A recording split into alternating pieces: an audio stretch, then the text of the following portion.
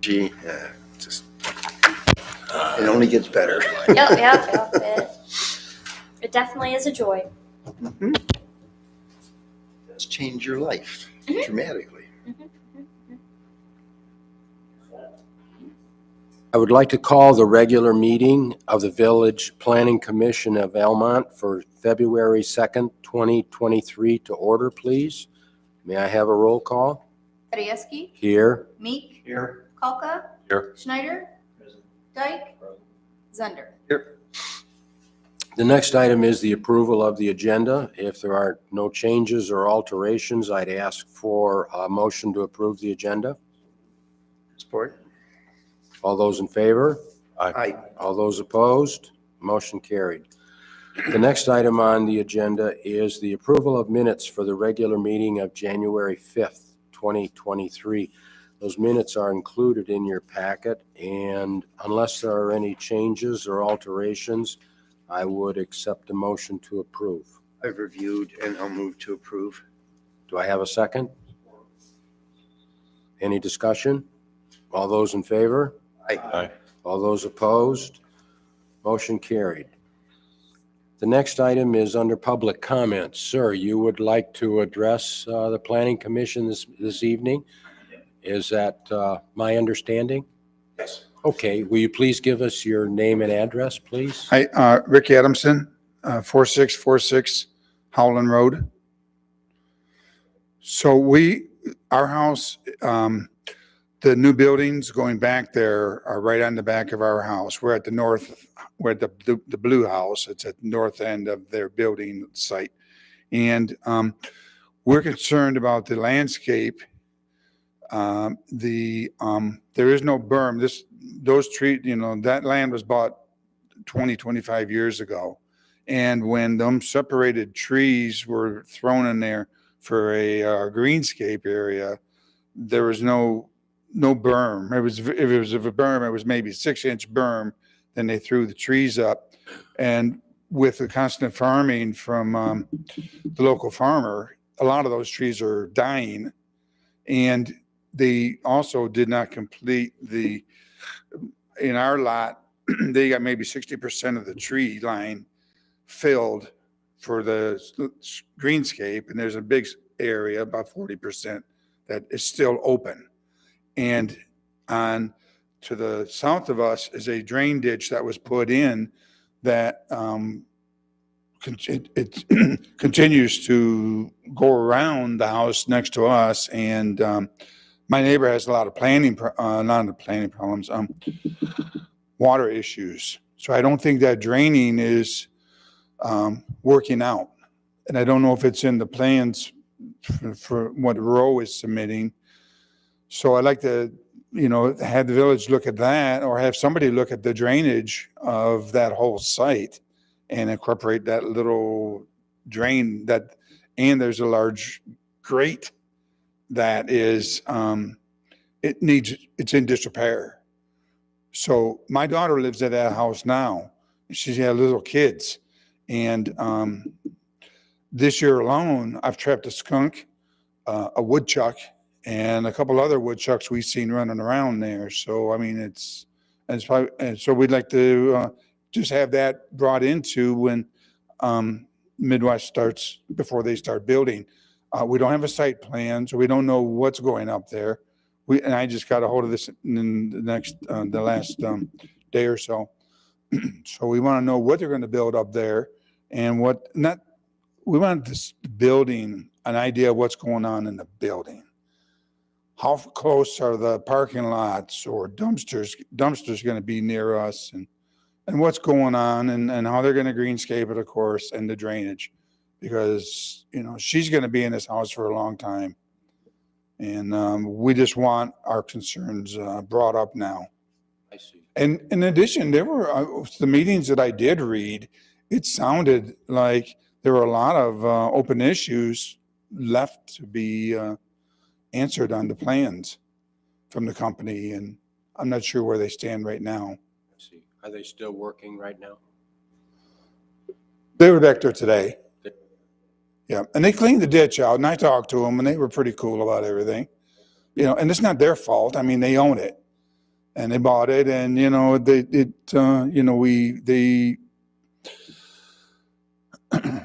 pulled a fast one on all of us, you know, when they put that in there, because they rezoned it, and, you know, the things happened.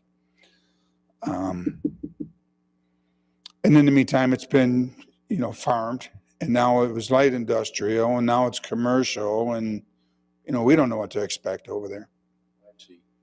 David, do you have you had a chance to talk with this gentleman or take a trip out and see what he's talking about? As a matter of fact, I have. I had the pleasure of meeting Rick out at his house earlier this afternoon.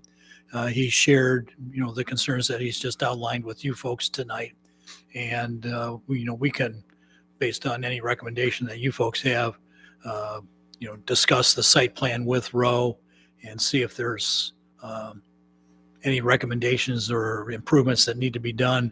You know, the work that was done on the drain today, it'd be interesting to get Greg Dennis's feedback on the rationale for doing what is being done there, and to what extent does it help address some of the drainage or flooding concerns that Rick shared with me that exist in his front yard and across the street, where he has seen water on the intersection where the driveway is for the high school. So one of your fears is that when this project is done, you will have a water problem somewhere either in and or around your property? Is that what you're afraid of? Well, yes. Okay. But I think when they originally built that little small, but not small, it's a good sizable drain, probably goes 400 feet. I think it was haphazardly done because they wanted to drain the water out of that big field and away from everybody, but it isn't happening. And because now, in the front of our houses along Howland Road, our ditch doesn't overflow, but the three neighbors south of me, it does. So I don't know if that back drain ties into the school across the street drain, but the school north entrance waters up quite a bit. And then it doesn't properly drain down the road on the other side of the last house because the drains need cleaning out. You know, they're overgrown vegetation in there. So yeah, we're concerned about, you know, we don't know what to expect, and we don't want people walking through her yard, or, you know, what's going to be up there to keep, you know, garbage from flowing into her yard, or, you know, dumpster stuff, or, you know, whatever. And then when you go to Rite Aid and look at the berms that they have, they're probably 3-4 feet high. You go out by our house, you know, they're down like nothing. So, you know, if they got to be, you know, bring some dirt in or something, I don't know what they got to do, but we just wanted it part of the greenscape that goes in there. You may not, but where we're at with, you know, the landscaping and engineering on this particular project? I do not, but I do recommend that we kind of accept the comment and then we can talk after the meeting, because there's a bunch of different variables that at least on face value, aren't quite correct. So I want to make sure that we're all kind of pointing out in the same direction. But as far as I know, all of those site plan contingencies would have been addressed prior to construction taking place. So I don't know the particulars, but we would have had those things ironed out prior to construction starting. I got 3 pictures that I took. That'll help anybody. Okay. I think it's best though that we talk about it after the Afterwards, meeting. okay, that's Yep. fine. That's fine. Mhm. Appreciate that. Anything else that you need to bring before us, sir? No, sir. Okay, thank you very much for coming. I Sure. appreciate it. Just to make sure, it was 4646 Holland Road? Yes. Okay. Just in case the rest of us want to go out there and take a look at it. Yeah. I mean, we're going to be there tomorrow. Or I'm working from home tomorrow. So, come on back. Bring your boots. There's some snow. Thank you very much. I appreciate it. The next item is a public hearing on zoning ordinance amendment number 193.7. I'll now declare the public hearing open. And Caitlin, would you like to take a few minutes and explain why we're doing this amendment and what its advantages are for both developers and the village, please? Sure. Okay. So what this proposed amendment does is it allows for there to be a level of discretion for the planning commission during the site plan review process. So when someone's coming forth, we acknowledge that our total required parking lot calculations, it's based on what we anticipate, generally speaking, somebody would need to ensure that the viability of a project, once it starts, you're able to turn over uses back and forth. We know that there's been a lot of different changes to different sectors that we can anticipate and address on every single year, modifying our parking calculations to address specifically to telecommuting and things of that nature.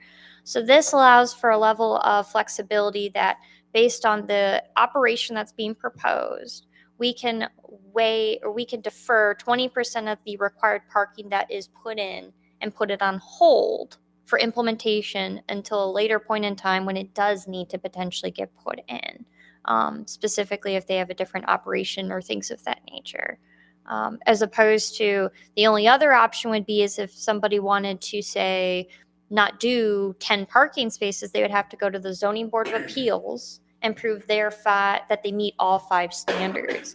And right now that would be really difficult if, from a work model, you only plan on having 5 employees on site for your warehouse because a lot of people telecommute or things of that nature. And so this allows us to not go through that separate process that is a higher level of scrutiny, and instead an easier process that we can work with applicants and have that waiting for that provision. And so current thresholds is we cannot, as the Planning Commission, exceed more than 20% of what's totally required. It's giving some level of flexibility that maybe from operation to operation, our parking calculations may not be specifically within what they need. One of the things we did clarify is that the total number of trees that are required would still have to be installed.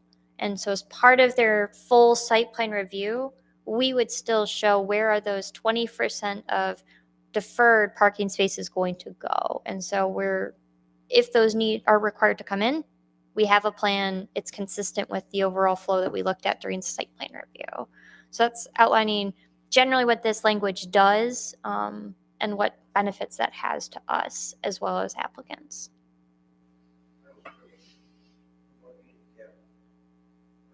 So that is not part of the deferment. So parking lot requirements are at the state level through building code, and we replicate those. And so it's, if I remember off the top of my head, I think it's based on the size of your total parking lot size. So if you have 1 through 25 parking spaces, 1 handicap is required. If you're 25 to 50, I think it goes up to 2 handicap parking spaces plus 1 being a van size as opposed to just a car. And so that isn't part of your deferral. You always have to provide handicap accessibility and at that required level.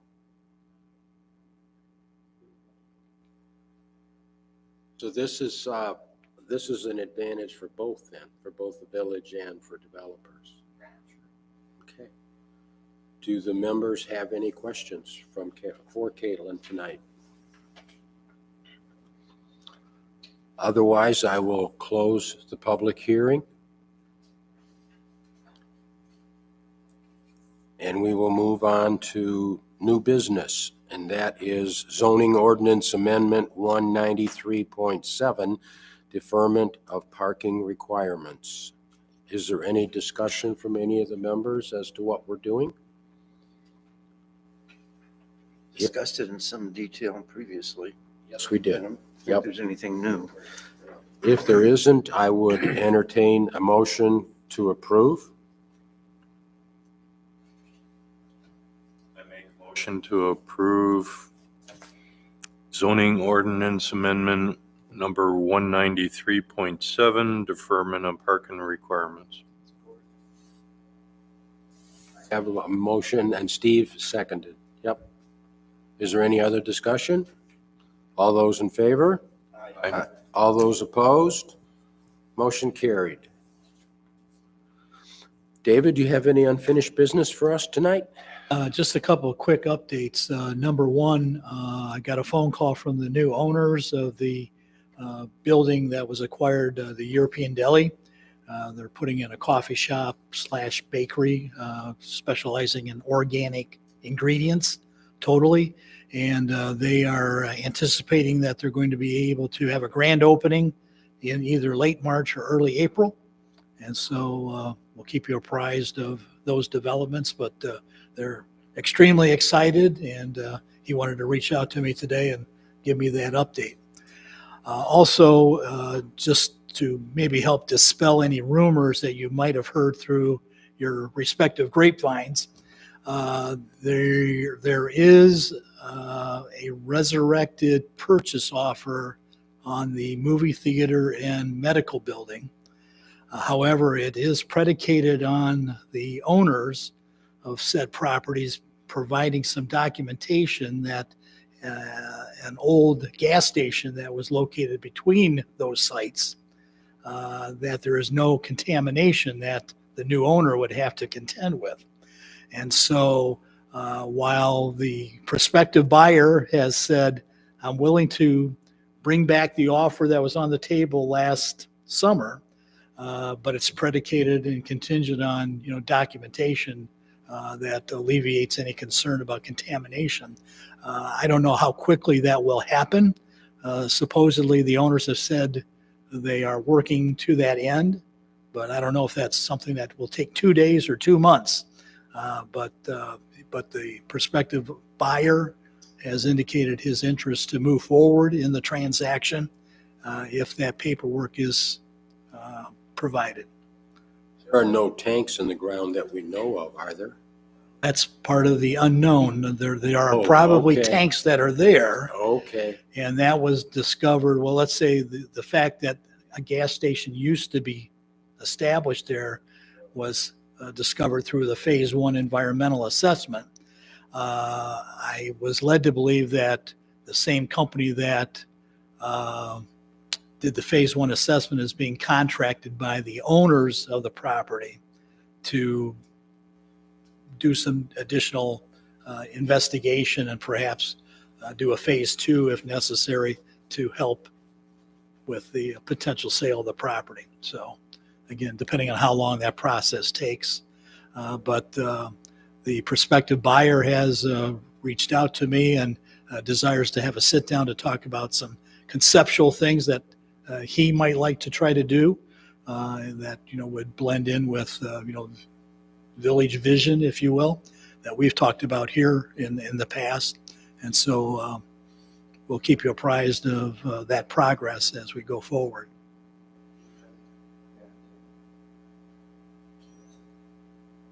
Some significance to me in my my business. So one of the aspects of this is that the gas station was there, I think, in the 1920s. So we can imagine how protective the tanks might have been. I don't know. Yeah. So Metal for sure. yeah, there's some significant likelihood that there's toxic materials under the pavement. And if it does go forward, it's likely to end up in litigation, I expect. So we'll see what happens. I would anticipate fun games. Do we have any other situations like that in town that we know of? And I'm not aware of any. I mean, there were a lot of Yeah, gas that stations. we're talking about. I'm curious, that's all. Yeah. So I'm not aware of any other. Who would the litigation be From and to? me suing essentially for injunctive relief to prevent the, I think, perspective, but from the purchaser's perspective, tearing down the building, which would tend to violate my existing written lease, which doesn't expire for another 4 years. So since I prefer to stay in business, I'd have to seek injunctive relief from the court to prohibit tear down. And it'll go in front of our brand new judge, Judge Nolan, and we'll see. Who knows? He's a good lawyer, reasonable. You never know. You could nice. See what'll happen. So, I mean, that's the position we're put in. Prefer that didn't have to happen. And I'm not aware that the prospective buyer knows that it would be buying subject to a written lease. Because if we purchase it, it is subject to our existing lease. So we'll see.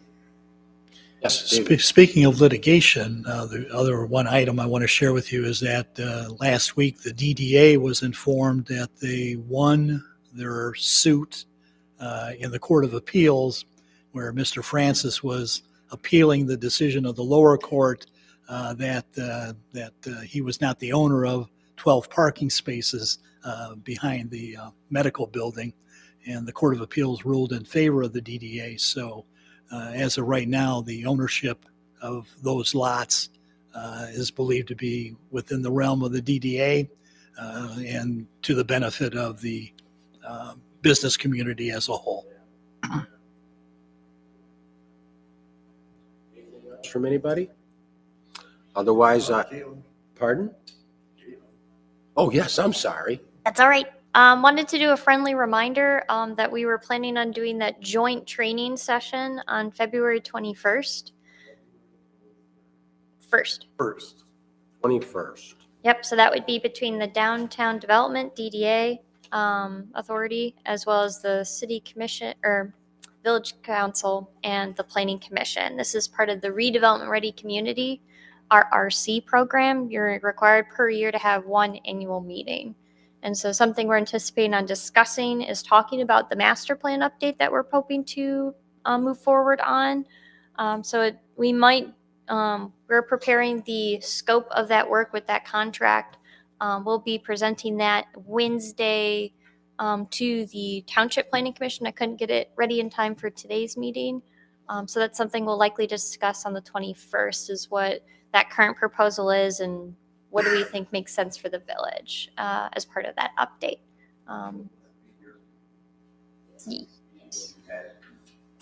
7:30, yeah. It'll be just added on to the village council's meeting. If your schedules permit, we certainly encourage your attendance that evening.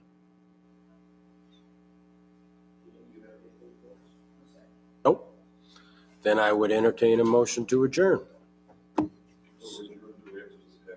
Discussion with this gentleman. Let's adjourn and then we can talk with him. I think is that okay with you, sir? We're going to finish the meeting and then we'll sit down and talk with you, okay? Sure. Okay. Then I would entertain a motion to adjourn. All those in favor? All those opposed? Motion carried.